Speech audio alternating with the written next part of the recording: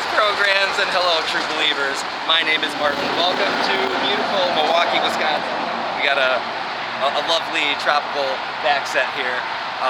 So, a little disclaimer. I'm not a YouTuber.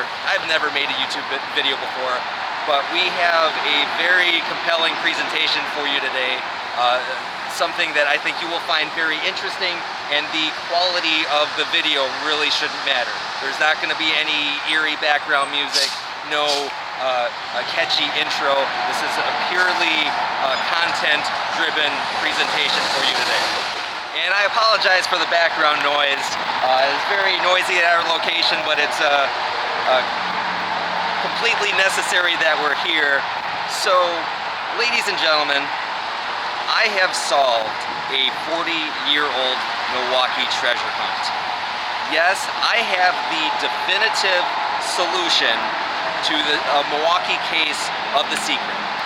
And for those of you that don't know what The Secret is, let me give you a little background information.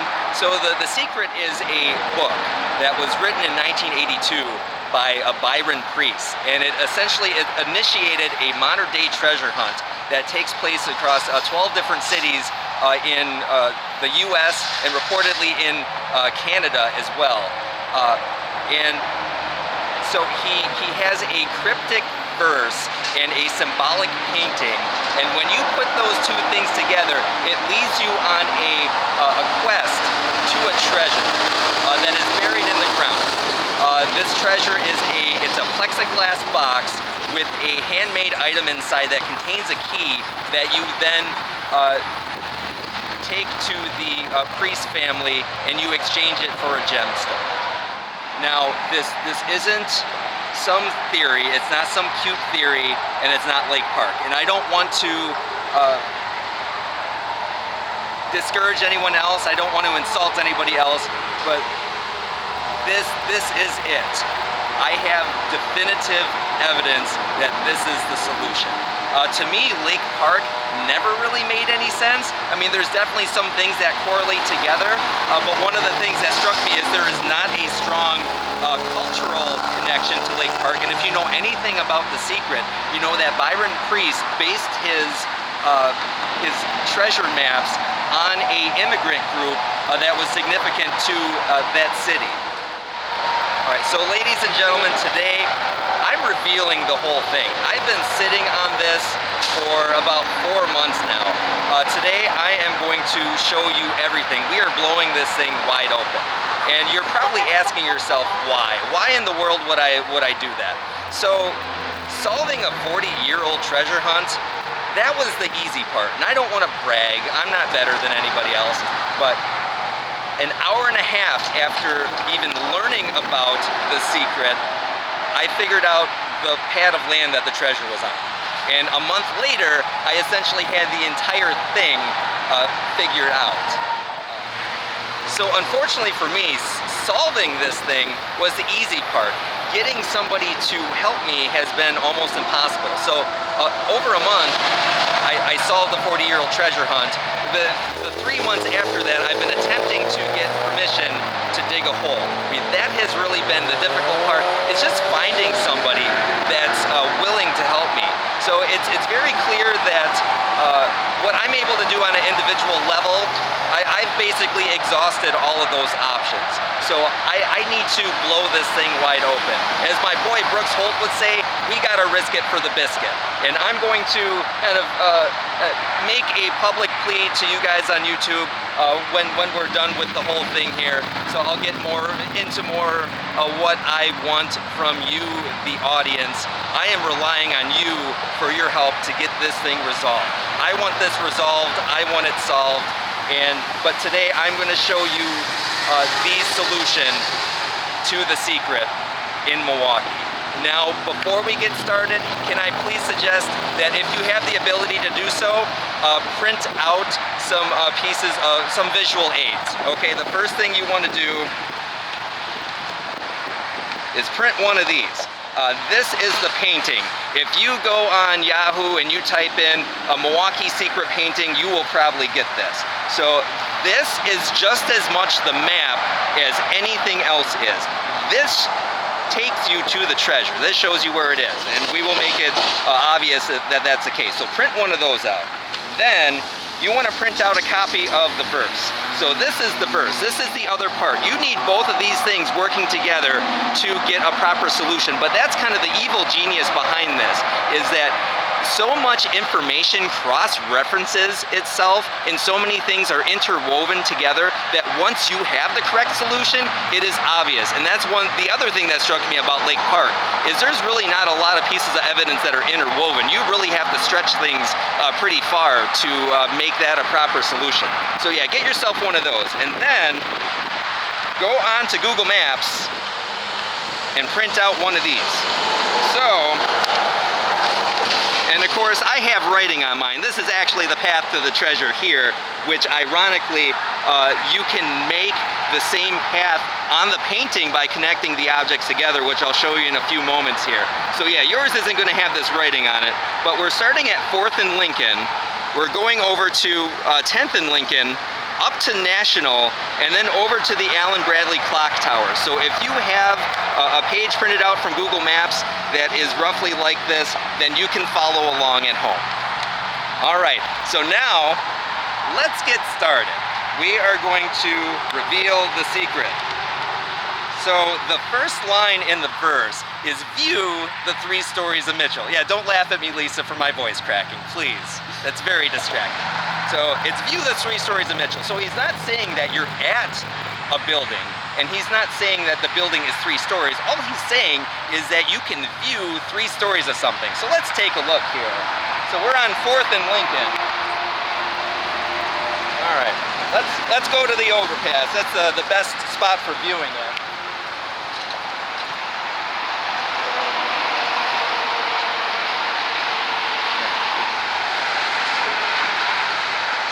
So there, my friends, you can see from historic Mitchell Street, the Kunzelman-Esser Furniture Building. And guess what? And remember too, Byron Preiss did this 40 years ago, so you have a little bit of tree growth involved, but you can essentially see 3 stories of the Kunzelman-Esser Furniture Building on historic Mitchell Street, which Mitchell Street has strong Polish ties because that was essentially the Polish downtown back in the day. So there's your 3 stories of Mitchell. And then if you go back to the painting and you look at the painting here, you can see this big L in her cloak. So that stands for 2 things.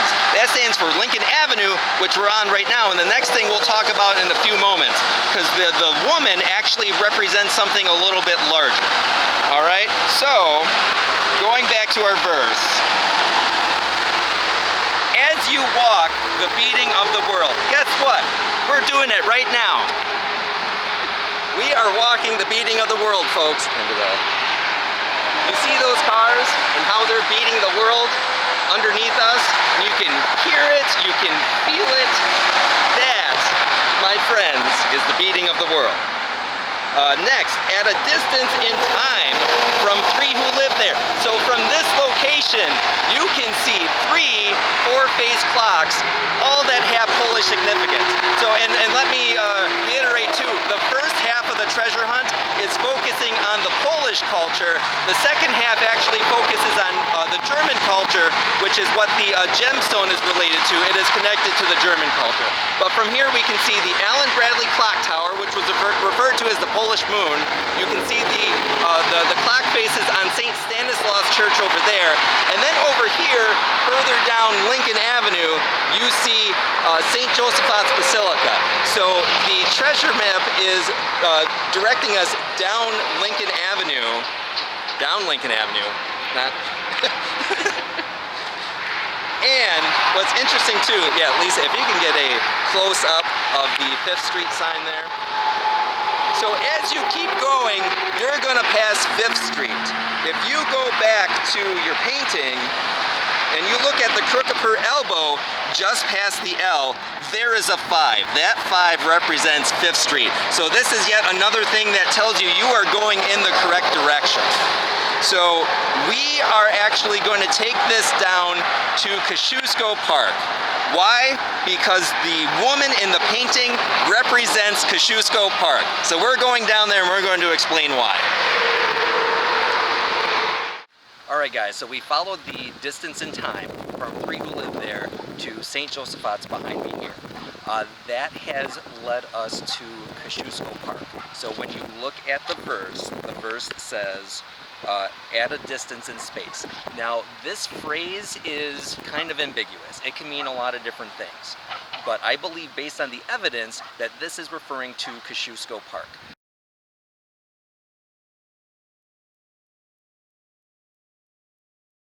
General Kosciuszko himself is, of course, a very revered Polish military figure, and this neighborhood we're in right now, Lincoln Village, back in the day, was very, very heavily Polish.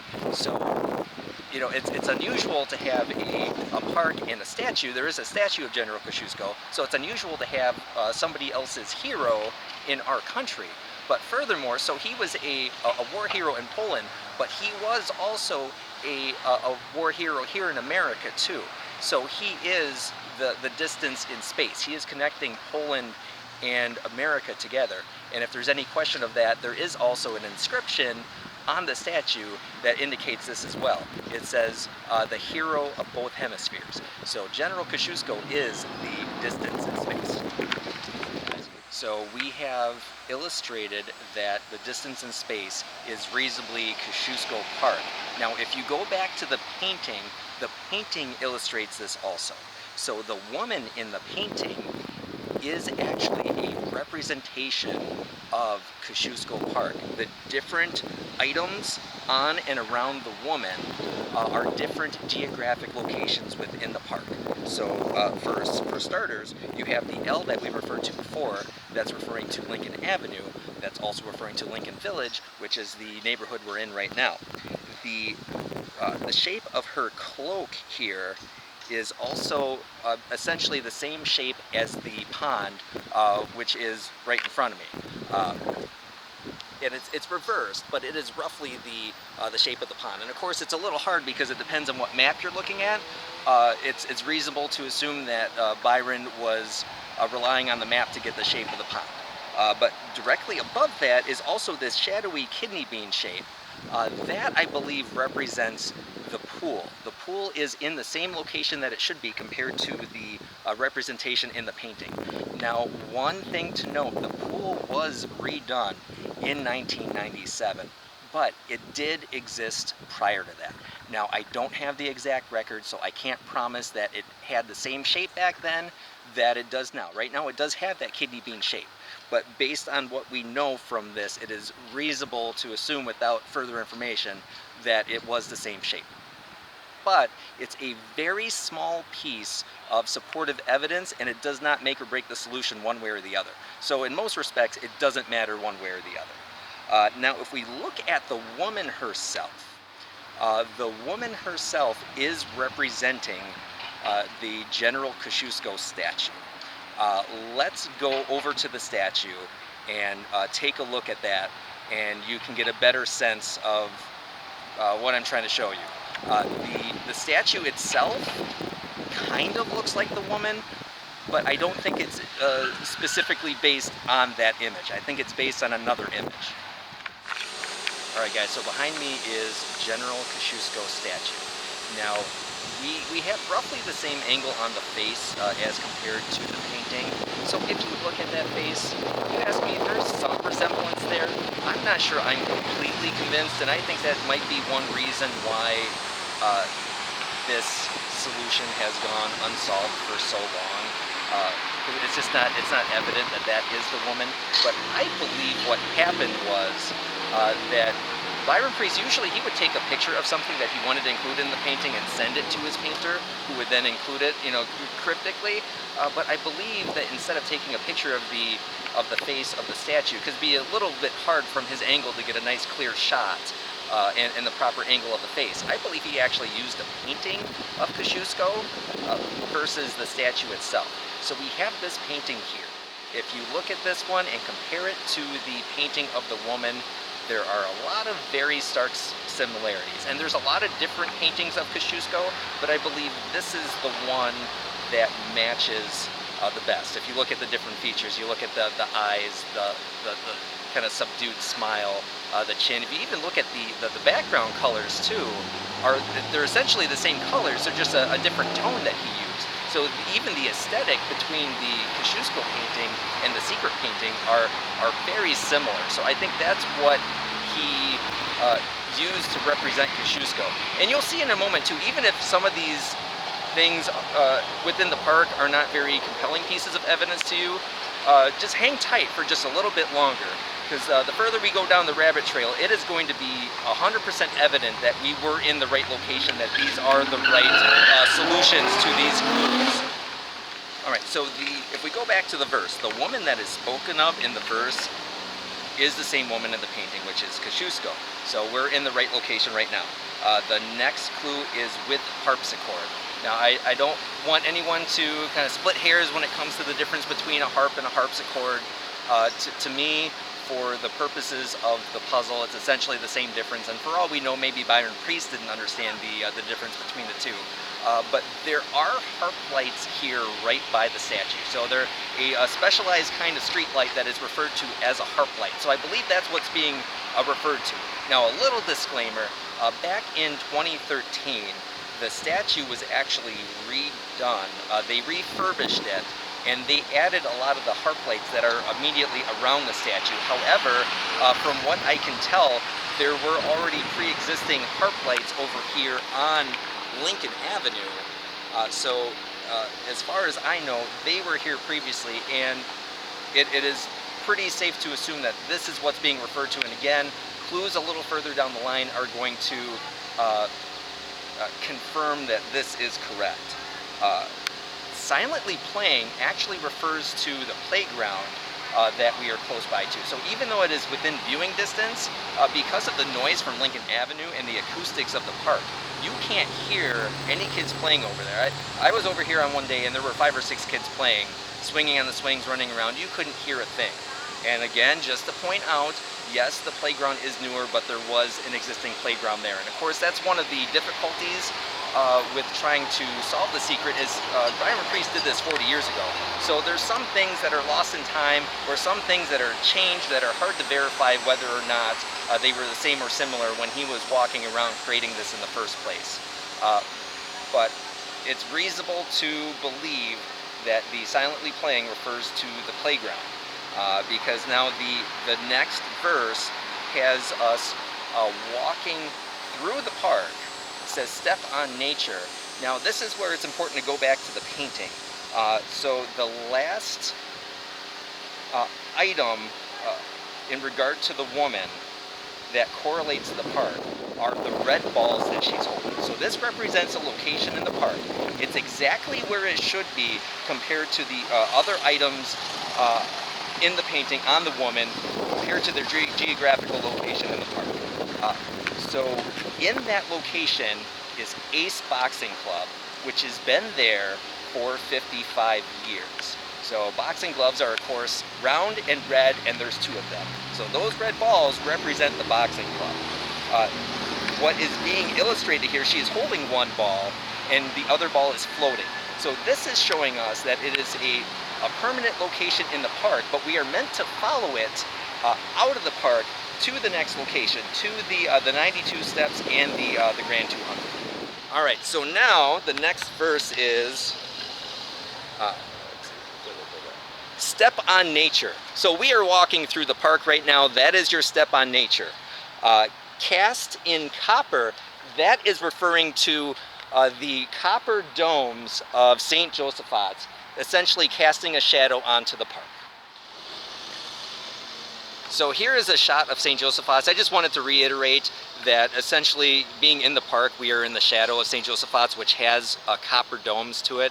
And take into consideration also, the author did this 40 years ago, so we are dealing with 40 years of tree growth. And my sister pointed out, depending on the time of year he was here too, you can get a much better view of St. Joseph's from this location. So we are still in Kosciuszko Park. So yeah, walking on, step on nature, casting copper. There is the copper domes of St. Joseph's. All right, so here is a close-up of the boxing club. Again, it's nothing to look at, but this is our landmark, if you will, to follow out of the park to the rest of the map. Now, all right, guys, so we walked through the park. We followed the boxing club. Again, the boxing club is lined up perfectly with 10th Street. So what the painting is indicating to us is that we are supposed to follow the boxing club straight out of the park and continue on to 10th Street. The problem is we run into an obstruction. It's actually really not a problem at all. It's actually exactly where it should be. So if we go to the verse, ascend the 92 steps after climbing the Grand 200. So it is meant that you are supposed to ascend the 92 steps after you climb the Grand 200. So if you look behind me, this is our obstruction. This is preventing us from going to 10th Street. This was, it's been a number of different names. It was a Kosciuszko Junior High back in the 80s. And as you can see, there is a grandstand behind me. The grandstand is your Grand 200. Now the 200 part of it, I think that's a clue that's kind of lost in time. There are a couple of 200 references to Kosciuszko, but nothing I was really able to say with 100% certainty was the 200. And this stadium was redone, I want to say back in 2015. So this is the newer version of it. So there might have been a reference on the pre-existing grandstand, but this is definitely the Grand 200. And when you go over the Grand 200 to the other side, this is where you have to then ascend the 92 steps. Now go to your map, and there's a few things you're going to want to look at here. So on the other side of the school, really, you're going to be at 10th Street and Rogers Street. Now if you look, there's two diagonal streets here. There is Wind Lake and Forest Home. So these diagonal streets, when you look at them together, they form what looks like a staircase. Now, to me, one of the most compelling pieces of evidence from this is the fact that, go back to the painting, you look at the key and the walking stick. Have you ever wondered why they are at such specific angles? The angles are very different from one another. If you line the angle of the key with Wind Lake and the angle of the walking stick with Forest Home, they match perfectly. Take your full-size painting and superimpose it over your computer screen showing the map, and you will see that these two images line up perfectly. They copy the angle of the streets perfectly of Forest Home and Wind Lake. So this really, to me, indicates that everything that has come before this is exactly 100% correct. Continuing here, so the 92 steps, what he wants you to do is actually count 92 plots of land between these two streets. And what you do, you follow Forest Home up to 13th Street, and then you follow Wind Lake up to 7th Street. So you're counting the plots of land between these streets here. Now the next clue in the verse is actually going to help you and tell you that you have gone far enough. Because in fairness, it is hard to discern 92 steps when you're just trying to count 92 plots on the map. So the next verse does help with that, but you can absolutely count 92 plots of land, and you get to exactly the same location that the next clue gets you to. So if you start from left to right and you kind of serpentine your way up, you will get to step number 92. Basically right here, just past National. It's also important to note, so basically right here is where the boxing club is. So we were following it up 10th Street. If we didn't go up 10th Street, if we say went up 8th Street or 7th Street, we'd be running into this interchange. So it's very important that we go through 10th Street for that reason, but also the fact that 10th Street takes us right past Walker Square Park. All right, guys, so we are in Walker Square right now, and it's important to note, so look at both the painting and the map here. So of course you got the walking stick there.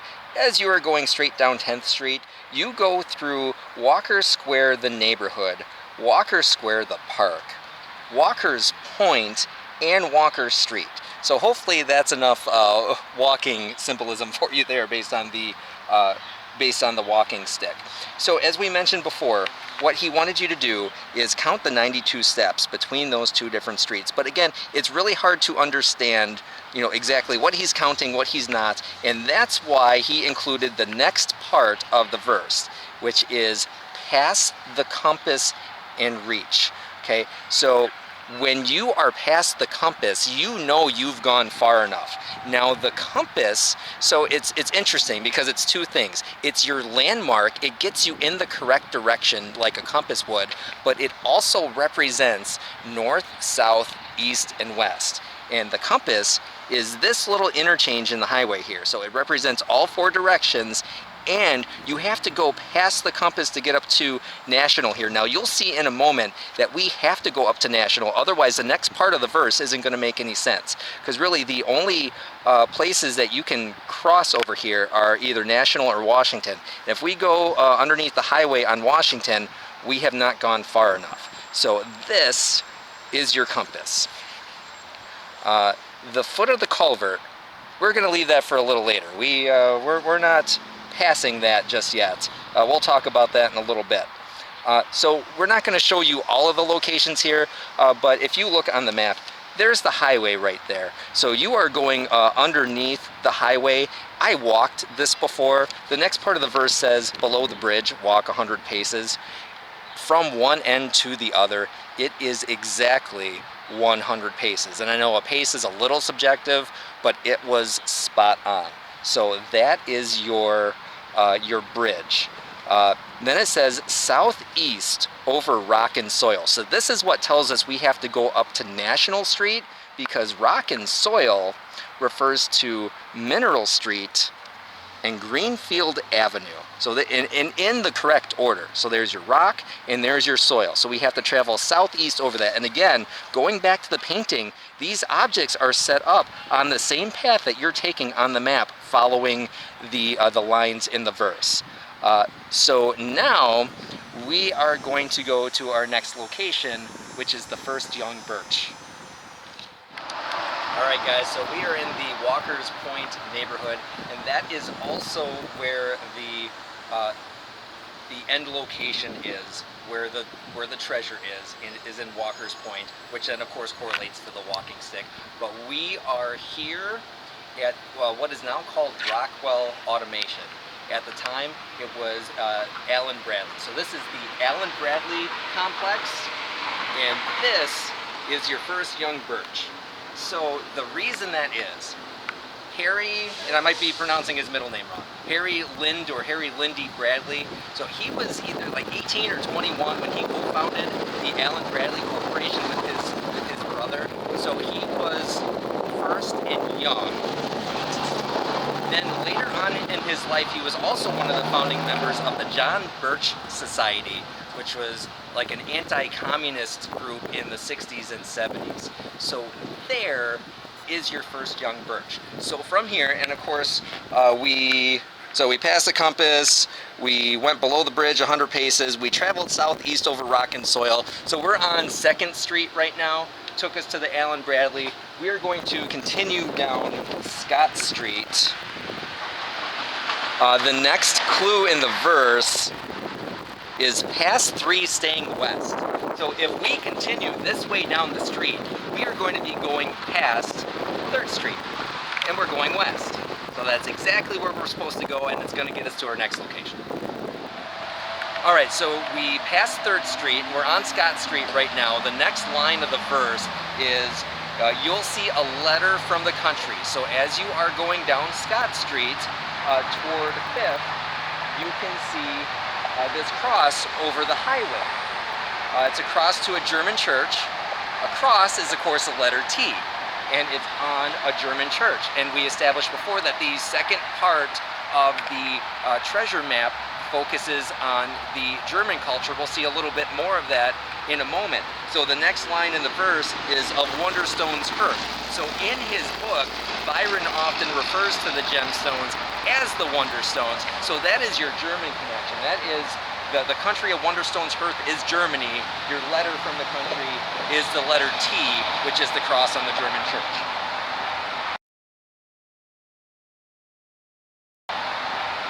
Alright, so next on a proud, tall 5th. So this is kind of interesting too. So 5th Street, if you can see the sign over there, that's 5th Street, but it actually ends right there and jumps to the other side of the highway. So this building here, this is St. Stephen's. This was founded by German immigrants. It is also a German church.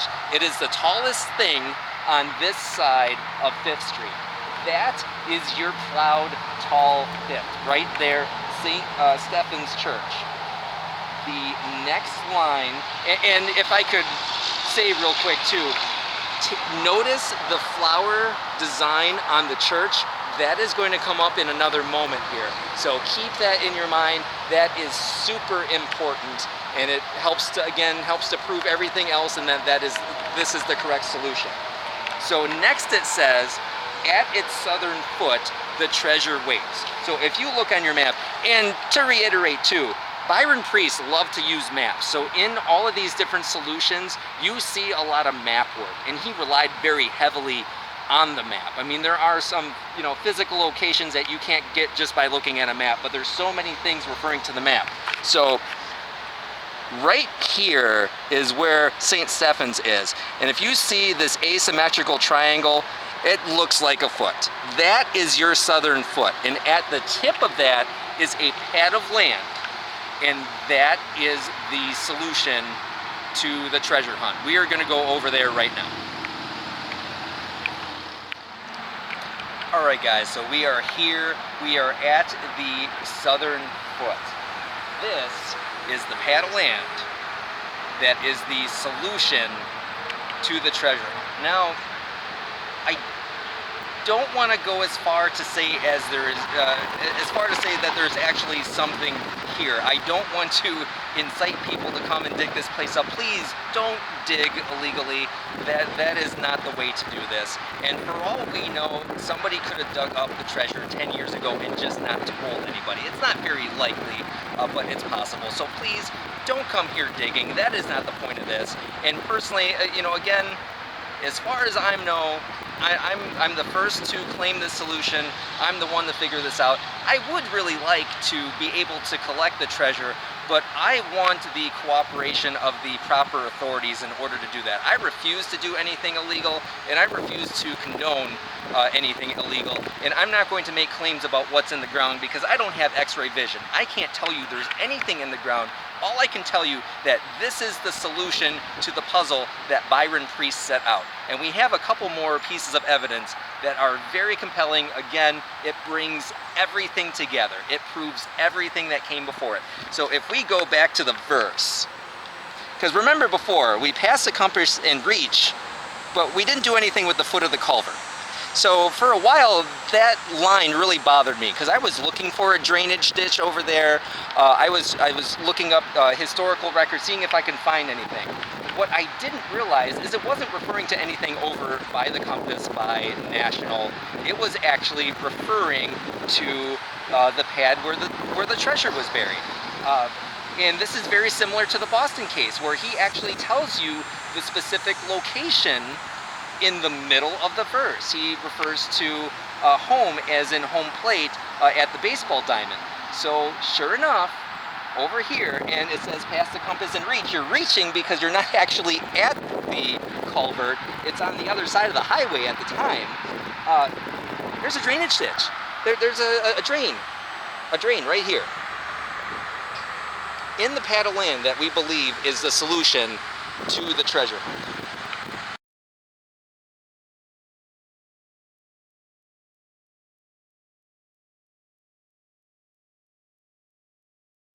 So, and if that's not compelling enough, let's go back to, if I can find it. Let's go back to our painting. There it is. So now, I mentioned multiple times that if you follow all of these objects around, it is the treasure map. It takes you in the same location. So I wondered, if you're imagining yourself standing where the treasure should be, then theoretically, you should see some stuff, right? You should see the flower and you should see the millstone. So guess what? Now, a couple months ago, you could see it perfectly, but that's also why I told you to take note of it earlier. The flower design on St. Stephen's Church is exactly where it should be compared to where the flower is in the painting, if you are standing at the correct location. And then we have to find the millstone. So if you look up over here at the Allen Bradley clock tower, look at the southern facing clock face, it is at exactly the right angle compared to the millstone in the painting, but it's flip-flopped, it's reversed. And then if you look at the painting, you'll notice a few things.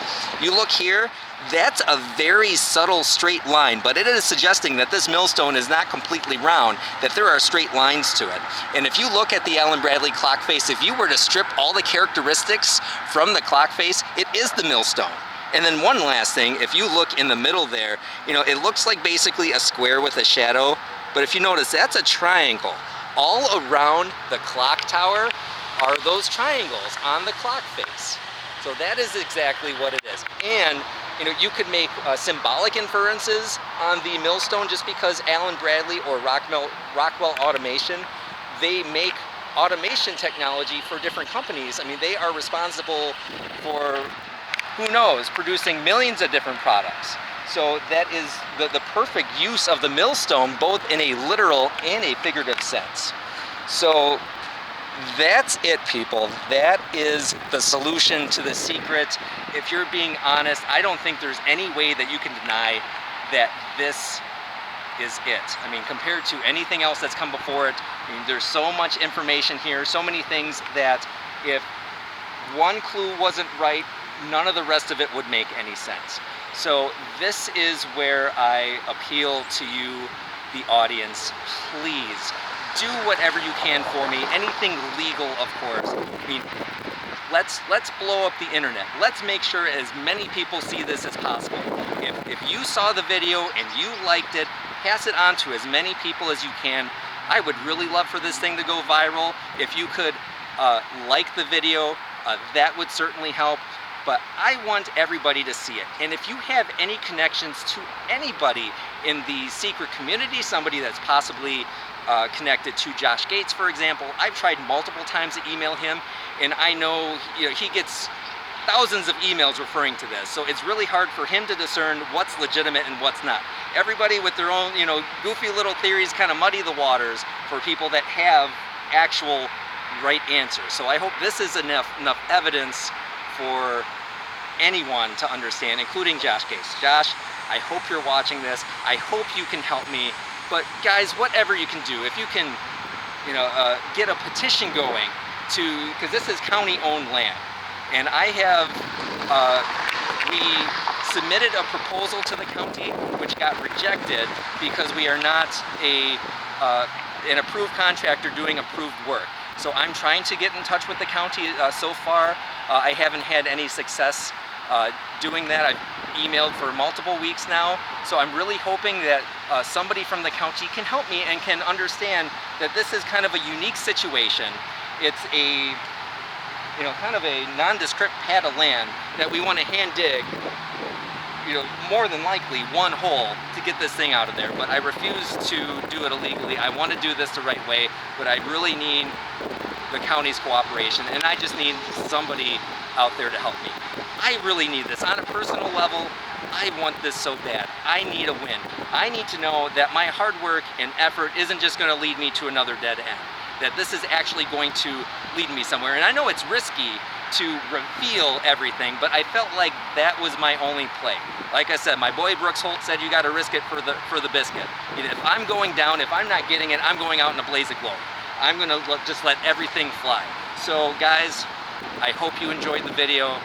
Spread this around, please. I apologize for the quality. I know the quality is so-so.